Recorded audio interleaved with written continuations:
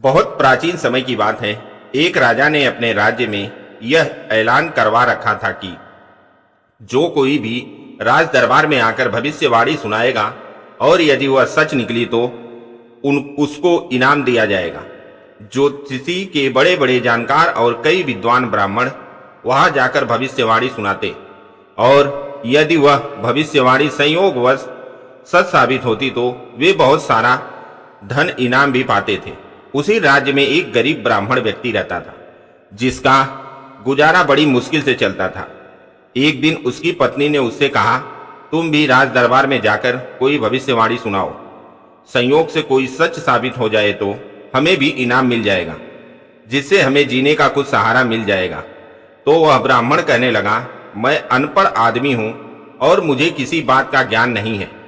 कहीं ऐसा ना हो कि राज दरबार में पहुंचकर लेने के देने पड़ जाए। पत्नी कहने लगी, पुरुषार्थ करना मनुष्य का कर्तव्य है, आगे जो ईश्वर को मंजूर होगा वही होगा, तुम जाओ तो सही। फिर वह आदमी घर से निकल पड़ा और रास्ते में चलते चलते जब वह थक गया तो एक पीपल के वृक्ष के नीचे बैठकर आराम करने लगा। उसी पेड़ के नीचे एक इच्छाधारी नाग साधु रहता था। जब वह ब्राह्मण उस पेड़ के नीचे बैठा था तब वह इच्छाधारी नाग साधु सांप के रूप में सामने आ गया, जिसे देखकर वह ब्राह्मण डरकर भागने लगा। फिर उस सांप ने ब्राह्मण से कहा, मुझसे डरो नहीं, मैं सांप नहीं, मैं इच्छाधारी नाग साधु हूं। मैं जो बात कहूंगा तुम्हारे भले के लिए ही कहूंगा।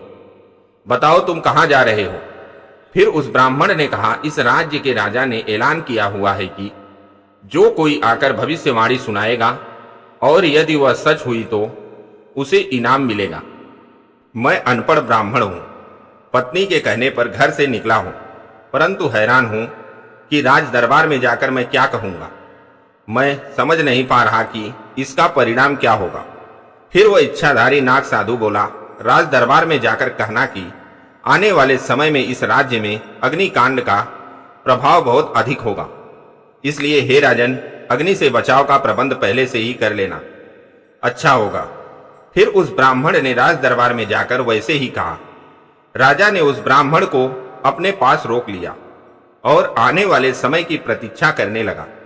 कुछ समय बीता और अग्नि ने अपना भयंकर रूप दिखाया, परंतु राजा ने उससे बचाव का प्रबंध पहले ही कर रखा था, इसलिए कोई विशेष हानि नहीं हुई और अब उस ब्राह्मण पर राजा की बड़ी मेहरबानी हो गई।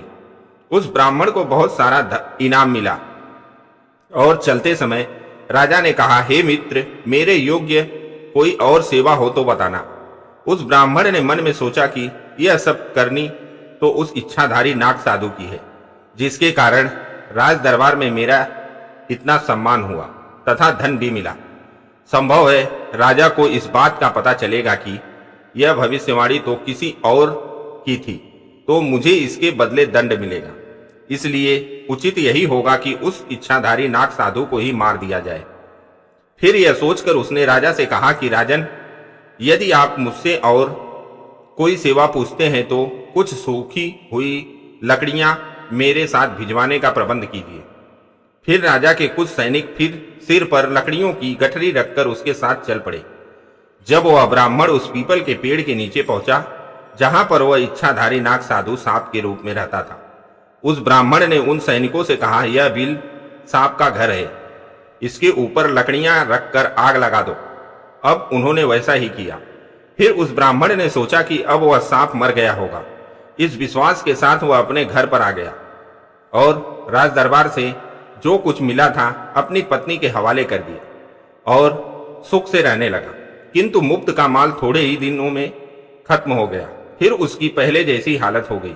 फिर पत्नी ने कहा, फिर से तुम राज दरबार में जाओ, संभव है और धन मिल जाएगा, जिससे घर का खर्च अच्छे से चल सकेगा। फिर वह ब्राह्मण सोचने लगा, जिसकी वजह से मुझे इतना धन मिला था उसे तो मैंने आग लगाकर मार डाला है, इसलिए मैं अब कहां जाऊंगा और क्या करूंगा। किंतु पत्नी के मजबूर करने पर वह घर से चल पड़ा और चलते चलते फिर संयोगवश उस पीपल के वृक्ष के नीचे जाकर बैठ गया जहां उसे इच्छाधारी नाग साधु मिला था। फिर वह साधु सांप के रूप में सामने आकर कहने लगा, मैं वही सांप हूं जिसके घर को तुमने आग लगा दी थी। यह सुनते ही वह ब्राह्मण डरकर भागने लगा कि अब तो यह मुझे नहीं छोड़ेगा। किंतु इच्छाधारी नाग साधु ने कहा, मुझसे डरो नहीं, मेरी बात को सुनो, मैं तुम्हारे भले की ही बात करूंगा। फिर वह ब्राह्मण वापस उसके पास आया। तब इच्छाधारी नाग साधु ने पूछा, तुम कहाँ जा रहे हो? फिर वह ब्राह्मण बोला, जहां पहले गया था वहीं जा रहा हूं। इच्छाधारी नाग साधु ने कहा, अब वहां जाकर क्या कहोगे? फिर उस ब्राह्मण ने कहा, मैं तो अपनी पत्नी के कहने पर जा रहा हूं, मुझे कुछ पता नहीं कि क्या कहना है।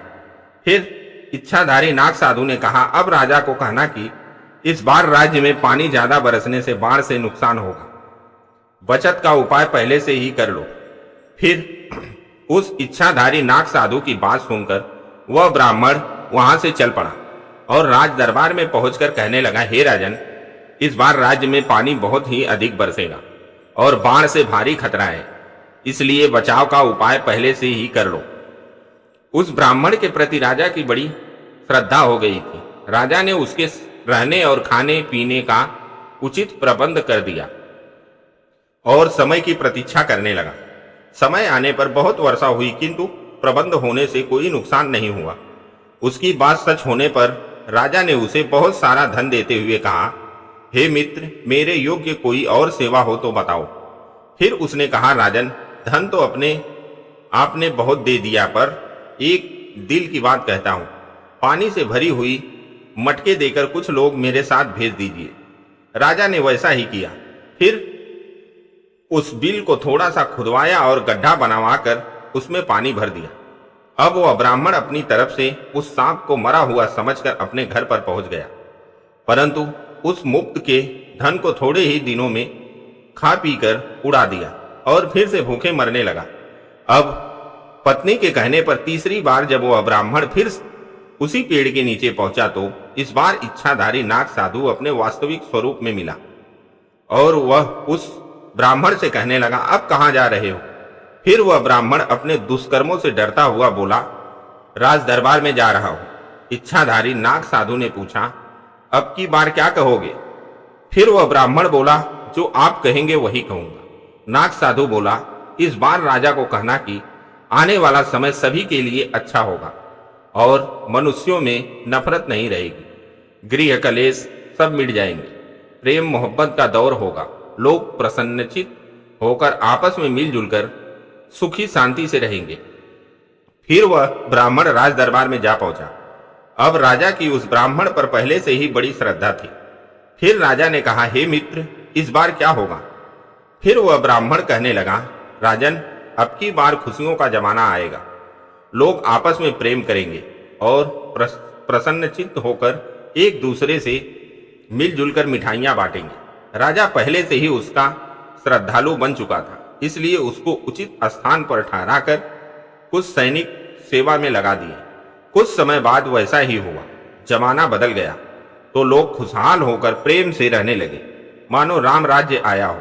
राजा की श्रद्धा और भी बढ़ गई और बड़ी नम्रता से हाथ जोड़कर बोले, हे मित्र, मेरे योग्य कोई सेवा हो तो बताना। जमाना बदलने से अब उस ब्राह्मण की विचारधारा भी बदल चुकी थी। फिर वह राजा से कहने लगा, इस बार अच्छी से अच्छी और भांति से भांति की मिठाइयों के थाल सजाकर मेरे साथ भेजने की व्यवस्था कर दीजिए। राजा ने वैसा ही किया। वह ब्राह्मण राजा के सैनिकों के साथ मिठाइयों के थाल सहित उस इच्छाधारी नाग साधु के पास पहुंचा और वहां पहुंचकर रोते हुए और गिड़गिड़ाते हुए हाथ जोड़कर कहने लगा, हे नाग साधु, आप बड़े ही दयालु हैं। आपने मेरे ऊपर हर बार भलाई की, परंतु मैंने आपके साथ बुरा बर्ताव किया। मैं बड़ा पापी हूं, मेरे सारे अपराध क्षमा कर दीजिए। फिर इच्छाधारी नाग साधु बोला, बेटा, इसमें तुम्हारा कोई दोष नहीं है, यह समय का प्रभाव है, जिसके साथ सबको दो और चार होना पड़ता है। बेटा, मेरी बात ध्यान से सुनो। एक समय ऐसा आया जब राज्य में अग्नि का प्रकोप था तो उसकी आग मुझ तक भी पहुंच गई, क्योंकि मैं भी तो इसी राज्य में रहता हूं। फिर एक दूसरा समय आया जब राज्य में पानी का जोर हुआ तो उसका असर मुझ पर भी पड़ता स्वाभाविक था, और अब समय बदल चुका है। अशांति तथा काल का प्रभाव बीत गया तो देख लो, मेरे सामने भी मिठाइयां आ पहुंची हैं। और तुम भी मेरे साथ अच्छा बर्ताव करने लग गए हो। यह सब समय के परिवर्तन की ही बात है, किसी दूसरे को दोष नहीं देना चाहिए। चलो पिछली बातें भूल कर बताओ कि अब आगे के लिए क्या चाहते हो। फिर वह ब्राह्मण कहने लगा, हे साधु महात्मा, मुझ अपराधी जीव की मेरे कल्याण का उपाय बताइए।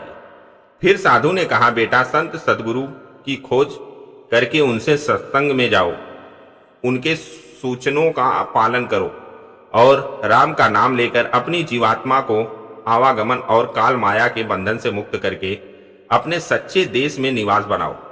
फिर उस ब्राह्मण ने वैसा ही किया और अमर पद को प्राप्त किया। वीडियो अगर पसंद आया हो तो वीडियो को लाइक और हमारे चैनल कहानियों का खजाना को सब्सक्राइब जरूर करें और कमेंट करें हमें बताएं कि वीडियो कैसा लगा। धन्यवाद।